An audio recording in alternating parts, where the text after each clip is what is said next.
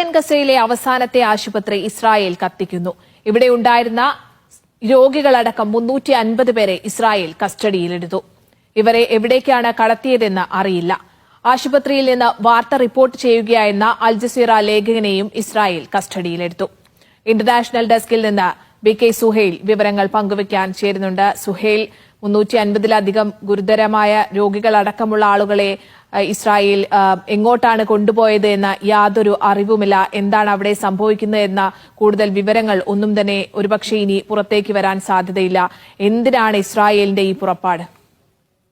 സ്നേഹ, വടക്കൻ ഗസയെ പൂർണ്ണമായും പിടിച്ചെടുക്കാനുള്ള ശ്രമത്തിന്റെ ഭാഗമായാണ് അവിടുത്തെ അവസാനത്തെ ആശുപത്രിയും ഇസ്രായേൽ ഇല്ലാതാക്കുന്നത്. കഴിഞ്ഞ കുറെ ആഴ്ചകളായി കമൽ അദ്വാൻ ആശുപത്രിക്ക് നേരെ നിരന്തരമായ ആക്രമണങ്ങളാണ് ഇസ്രായേൽ നടത്തിയിരുന്നത്. ഇന്ന് രാവിലെ അവിടെയുള്ള 75 ഗുരുതര രോഗികളടക്കം അവരെ പരിചരിക്കുന്ന സ്റ്റാഫും ഡോക്ടർമാരും അടക്കമുള്ള ആളുകളെ മുഴുവൻ ഇസ്രായേൽ ബലം പ്രയോഗിച്ച് പുറത്തേക്ക് ഇറക്കുകയായിരുന്നു.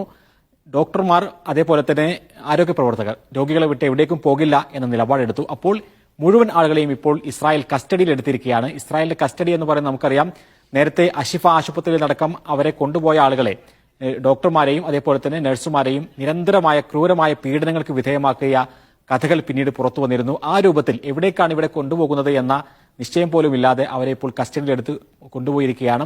ഗുരുതര രോഗികളാണ് അക്കൂട്ടത്തിലുള്ളത് എന്ന് നമ്മൾ മനസ്സിലാക്കണം. അതോടൊപ്പം അവിടെ നിന്ന് വാർത്ത റിപ്പോർട്ട് ചെയ്യായിരുന്ന അൽ ജസീറയുടെ മാധ്യമപ്രവർത്തകൻ മുഹമ്മദ് ഷെരീഫിനെയും ഇപ്പോൾ കസ്റ്റഡിയിലെടുത്തിരിക്കുകയാണ്. അപ്പോൾ യഥാർത്ഥത്തിൽ എന്താണ് അവർക്ക് സംഭവിക്കുന്നത് എന്ന് അറിയാൻ പോലും ലോകത്തിന് പറ്റാത്ത രൂപത്തിലേക്ക് കാര്യങ്ങൾ പോകുന്നു. അതോടൊപ്പം നമ്മൾ പറയേണ്ടത്, ബൈത്തുലാഹി അടക്കമുള്ള ജബാലി അടക്കമുള്ള വടക്കൻ ഗസയിലെ പൂർണ്ണമായും നശിപ്പിച്ചതിന് ശേഷമാണ് അവിടെ എല്ലായിടത്തും ഇപ്പോൾ ബോംബിട്ടുകൊണ്ടിരിക്കുകയാണ്. അങ്ങനെ ബോംബിംഗ് നടക്കുന്ന സമയത്ത് പ്രാഥമികമായ ഒരു ചികിത്സ നൽകാനെങ്കിലും ഉണ്ടായിരുന്ന ഒരേ ഒരു ആശുപത്രിയായിരുന്നു കമൽ അദ്വാൻ ആശുപത്രി.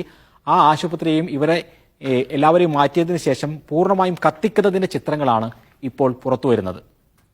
ശരി സുഹൈൽ.